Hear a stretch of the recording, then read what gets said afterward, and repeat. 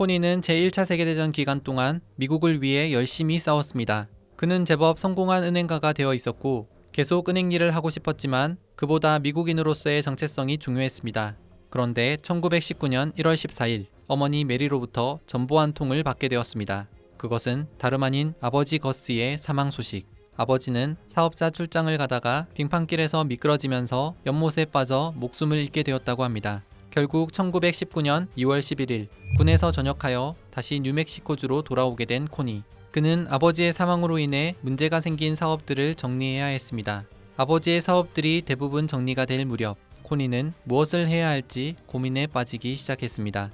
최초의 동업자이자 늘 곁에서 힘이 되어준 아버지의 빈자리가 너무 컸으며 가진 전 재산도 5,011달러 정도밖에 없었기 때문입니다. 그렇게 낙담하고 있는 모습을 본 어머니 메리는 코니야, 너만의 개척지를 찾는 도전을 하렴. 큰 배를 바다에 띄우려면 깊은 물로 가야 한단다. 라고 조언을 해주며 코니를 위로했습니다. 어머니는 사실 이 말은 앨버커키에 사는 아버지의 친구 에멧 보기가 한 말이었다고 덧붙였습니다. 무엇이든 도전해야겠다고 생각한 코니는 앨버커키로 떠나 그곳에서 은행을 설립할 계획을 세우게 됩니다. 하지만 이미 마을에는 많은 은행들이 있었고 코니가 가진 미천도 너무나 보잘것없는 수준이었기 때문에 은행 설립 계획은 포기할 수밖에 없었습니다.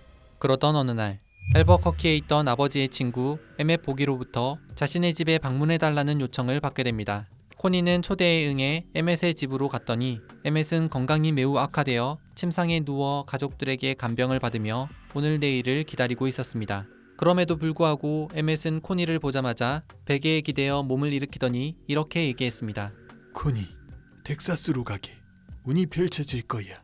사실 1919년 당시 텍사스는 석유 대박을 노리는 사람들이 차츰 들어오기 시작했습니다. 그리고 에멧은 석유 사업에 대해 많은 것을 잘 알고 있었습니다. 그는 석유 사업 활동이 일어나는 곳에는 돈, 사업, 건축, 상업, 은행업 등 무엇이든지 따라다닌다는 점과 텍사스가 이제 막 시작된 석유 개척지이기 때문에 앞으로 엄청난 붐이 일어날 것이라는 점을 이유로 텍사스로 가서 은행업을 시작해야 한다고 조언했습니다.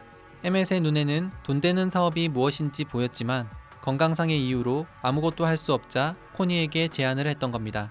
게다가 자신이 죽으면 코니에게 약간의 보험금이 돌아갈 수 있도록 해주었으며 오클라호마와 샌디에고에 작은 은행을 운영하고 있는 LM 드라운이라는 자신의 동업자까지 소개해 주었습니다. 코니는 에멧의 얘기에 동의할 수밖에 없었습니다. 그렇게 텍사스에 은행을 세우겠다는 결심으로 곧장 기차에 몸을 실었습니다. 텍사스에 도착한 코니는 인수할 은행을 찾기 위해 위치타 폴즈, 브레켄리지 등 텍사스 인근의 석유 활동이 이루어지고 있는 모든 도시를 돌며 조사하기 시작했습니다. 그러다 텍사스 시스코에 있던 한 은행이 눈에 들어왔습니다. 게다가 이 은행은 75,000달러에 팔려고 내놓은 상태였습니다. 바로 이 은행이다. 라고 생각한 코니는 그 은행의 소유자에게 은행을 인수하겠다는 전보를 붙였습니다. 은행을 인수할 생각에 희망에 부풀어 회신이 돌아오는 날만 기다리고 있던 어느 날 코니는 자신의 예상과는 다르게 어처구니 없는 답장을 받게 됩니다. 값을 올려 8만 달러 내고 없음. 코니는 분명 7만 5천 달러에 판다고 하길래 그 가격에 산다고 했을 뿐인데 8만 달러로 그것도 내고 없음이라며 비열하게 가격을 올려 파는 은행 주인의 태도에 매우 화가 났습니다. 결국 시스코 은행 인수 계획을 취소하고는 지친 몸을 이끌고 묵을 곳을 찾다가 시스코역 근처에 있는 2층 벽돌 건물로 된 모블리 호텔에 들어가게 됩니다. 그런데 코니는 그곳에서 아주 이상한 경험을 하게 됩니다. 모블리 호텔의 로비는 방을 기다리는 손님들로 가득 차 움직일 틈이 없었으며 코니가 방을 얻기 위해 그 사이를 비집고 프론트에 다다른 순간 데스크 직원이 호텔 장부책을 탁 닫더니 이렇게 얘기했습니다. 꽉 찼습니다. 8시간 뒤에 오세요. 그때 방이 빕니다. 오일 사업이 붐이라는 소식에 엄청난 사람들이 텍사스로 몰려들었고 잠잘 곳이 필요한 사람들이 많아져 호텔은 하루 8시간씩 3교대로 손님을 받고 있었던 겁니다.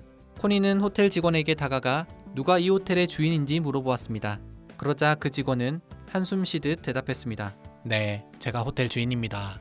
이 일로 돈을 벌어봤자 쓰러져가는 호텔 밑둑에 계속 퍼붓고 있지 뭡니까? 지금 유전으로 가서 떼돈 벌 절호의 기회인데 저는 이곳에 묶여서 뭘 할 수가 없네요. 그 말을 들은 코니는 의아해하며 돈을 많이 버는 것 아니냐며 물었습니다. 그러자 호텔 주인은 저 사람들은 하루아침에 백만장자가 되고 있다고요. 라며 만족하지 못한 듯 얘기했습니다. 모블리 호텔 주인은 석유 대박에만 온 신경이 다 빼앗겼던 터라 자신이 하고 있던 호텔 사업이 꾸준히 안정적으로 수익을 가져다주는 황금알을 낳는 거위임을 알지 못하고 있었습니다. 코니는 거위의 배를 갈라서 즉시 대박을 얻고 싶어하는 호텔 주인에게 조심스럽게 호텔을 팔 생각이 있는지 떠봤습니다. 역시 그는 현금 5만 달러에 호텔을 팔고 싶어 했습니다. 코니는 3시간 동안 호텔 장부를 검토한 끝에 4만 달러의 금액으로 호텔을 인수하기로 합의하게 됩니다. 전 재산은 달랑 5,011달러 가진 코니였지만 일주일 동안 자금을 마련하기로 약속하고 우선 MLC 소개시켜준 은행가 LM 드라운에게 연락한 뒤 지인들과 여러 은행에 연락하여 투자 비용을 마련하게 됩니다. 그렇게 모블리 호텔을 인수하게 된 코니. 다시 호텔 사업가로서의 삶이 시작되었습니다. 그는 가장 먼저 이 기쁜 소식을 알리기 위해 어머니에게 전보를 붙였습니다. 어머니, 제 개척지를 발견했어요. 물이 아주 깊은 텍사스 시스코에 저희 첫 배를 띄웠어요. 빚을 내어 모블리 호텔을 인수한 코니는 이곳을 더욱 활성화시키기 위한 방법을 고민하며 차근차근 실행에 옮기기 시작합니다. 호텔 사업의 수익을 올리기 위해서는 무엇보다도 손님을 받을 객실이 많아야 했습니다.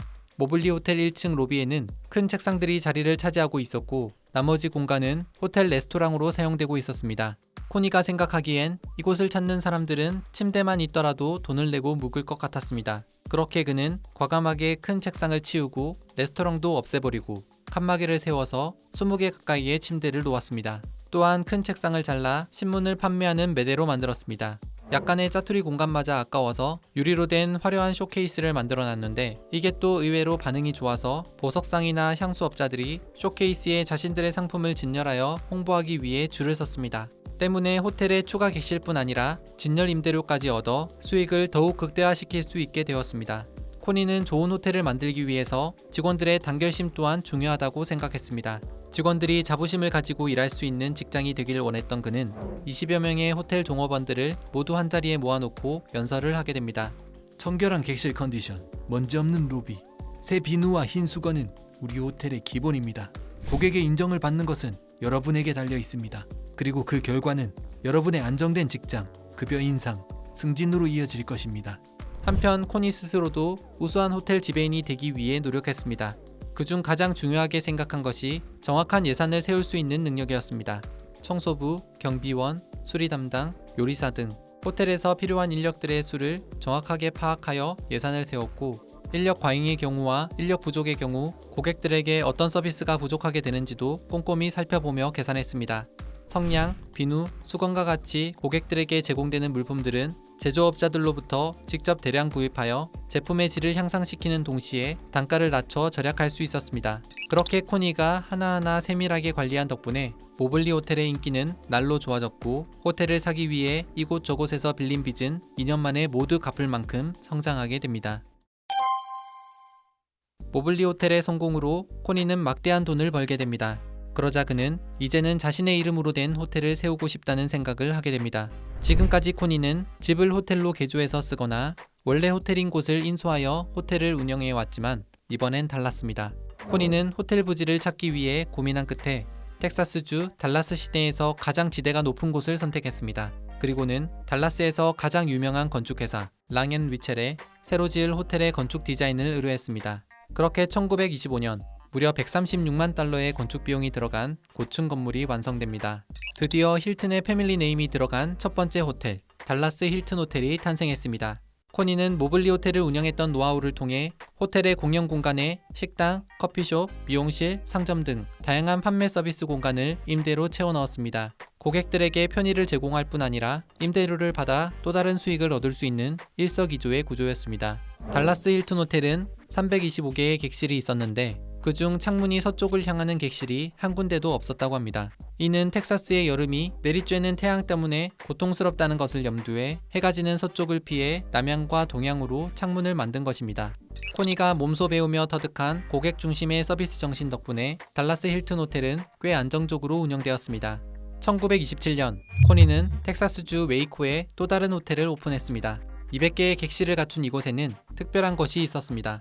세계 최초로 냉수가 나오며 에어컨이 설치된 호텔이었던 겁니다. 지금은 지극히 당연한 걸로 생각되겠지만 당시만 해도 호텔은 그냥 단순히 숙식을 제공하는 곳이었습니다. 이러한 혁신적인 호텔 운영 덕분에 힐튼 호텔은 막대한 수익을 가져다 주는데 코니가 매년 새로운 호텔을 만들 계획을 세울 정도였습니다. 그는 텍사스를 넘어 미국 곳곳에 힐튼 호텔을 확장시키고 싶었습니다. 1929년에는 텍사스주 엘파소에 175만 달러 규모의 호텔을 짓겠다는 계획을 발표했습니다. 그런데 1929년 10월 24일 뉴욕 증권시장이 폭락한 검은 목요일을 시작으로 미국의 경제 대공황이 시작되었습니다. 당연히 호텔 사업에도 막대한 타격을 입힌 어려운 상황이었지만 코니는 희망을 가지고 엘파소 힐튼 호텔을 완공하기에 이릅니다.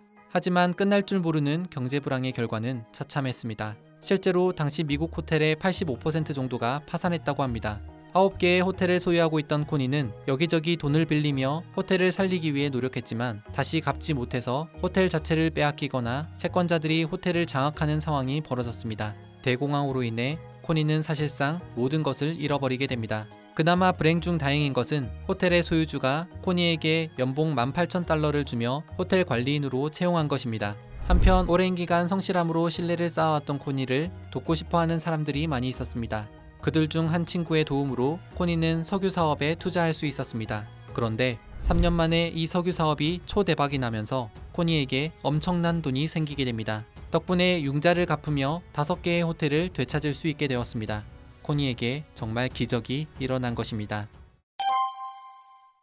1935년 힐튼은 석유 사업 덕분에 상황이 나아졌지만 85% 정도의 호텔들은 호텔 경영을 전혀 모르는 사람에게 넘어가거나 그냥 그대로 방치되고 있었습니다.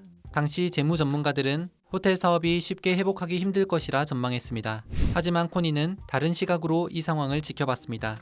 호텔의 가격이 심하게 떨어진 지금이 괜찮은 호텔을 싸게 매입할 좋은 기회라고 생각했던 겁니다. 그리고는 그 해에 엘파소의 파소 델 노르테 호텔을 인수한 것을 시작으로 투자자들을 조금씩 모아서 호텔을 계속 인수해 갔습니다. 롱뷰 그렉 호텔, 롱비치에 있는 브레이커스 호텔, 샌프란시스코에 있는 프랜시스 드레이크경 호텔을 인수하는 동시에 1939년에는 엘버커키의 힐튼 호텔을 새로 짓기도 했습니다. 어느덧 코니는 미국 3개 주의 호텔을 소유한 사람이 되어 있었습니다. 하지만 그는 거기에 만족하지 않고 세계에서 가장 큰 호텔을 갖겠다는 꿈을 품었습니다. 그런데 1941년 12월 7일 일본이 진주만을 폭격하면서 미국도 제2차 세계대전에 참전하게 됩니다. 코니는 전쟁이 자신에게 또 어떤 영향을 끼치게 될지 걱정이 들었지만 호텔 왕이 되겠다는 꿈을 포기할 수 없었습니다. 1943년 그는 뉴욕에 있던 루즈벨트 호텔을 인수하면서 미국 동부 쪽으로 진출하기 시작했습니다. 제2차 세계대전이 끝난 1945년에 이르러서는 미국 3대 호텔로 불리며 당시 세계에서 가장 큰 호텔이던 시카고의 스티븐스 호텔과 전 세계 VIP급 인사들이 찾는 전통 있는 호텔 팔머하우스까지 차근차근 인수했습니다. 자금이 부족할 때는 소유하고 있던 호텔을 팔아서 더 나은 호텔을 매입하는 방식으로 규모를 키워갔습니다. 힐튼은 호텔의 숫자만 늘리는 것이 아니라 자신의 호텔 경쟁력을 높이는 것도 중요하게 생각했습니다. 그렇게 1947년 매입했던 루즈벨트 호텔의 객실에 텔레비전을 설치하면서 세계 최초 텔레비전이 있는 호텔이란 타이틀을 얻게 됩니다. 이후 1949년 해외 법인 힐튼 인터내셔널을 설립하며 세계로 뻗어나가기 시작했고 오늘날 힐튼 호텔은 전 세계적으로 2,800개 이상 세워졌습니다.